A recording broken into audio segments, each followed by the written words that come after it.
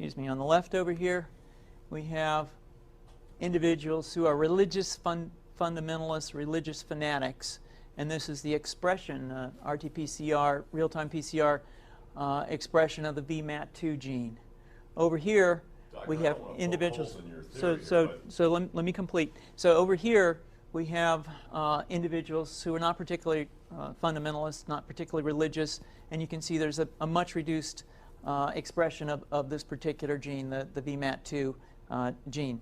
Another evidence that supports our hypothesis for the development of this approach.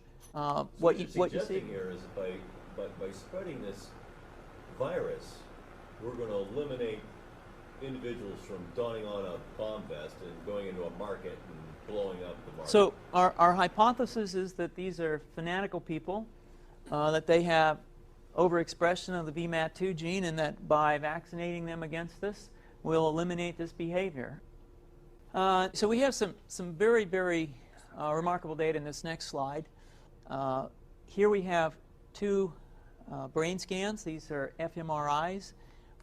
These are two different individuals with different levels of expression of VMAT2. On top is an individual who's a religious fanatic, an individual, and we've repeated this numerous times, that has high levels of VMAT2. Now, this individual down here who had low levels of the VMAT2 gene, this individual would self-describe as not particularly religious. In each case, these individuals were read a religious text.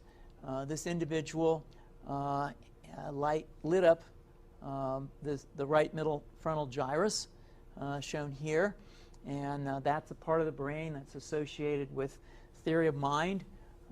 It's a part of the brain that has to do with intents and beliefs and desires.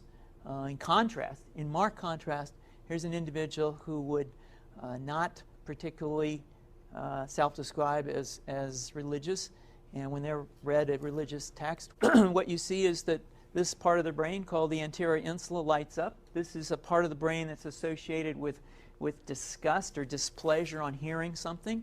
So you're suggesting I take a CT scan with me when I'm evaluating people to determine whether I put a bullet in their head?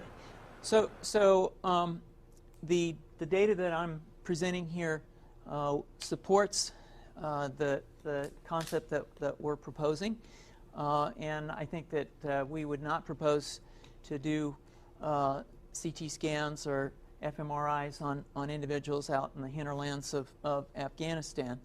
The virus would immunize against this VMAT2 gene, and that would have the effect that you see here, which is it's essentially to turn a fanatic into a normal person. And we think that will have major effects in the Middle East. How would you suggest that this is going to be dispersed, the aerosol? Well, so the present plan and the tests that we've done so far have used respiratory viruses, such as flu or rhinoviruses, and we believe that that's a satisfactory way to get the exposure of the largest part of the population. Most of us, of course, have been exposed to both of those viruses, and we're quite confident that this will be a very successful approach. This is fascinating. What's the name of this proposal? Yeah, so the name of this project is FunVax, which is the vaccine for religious fundamentalism. And you have a proposal already? The proposal has just been submitted, and I think that the data that I have shown you today would support the development of this project, and we think it has great promise.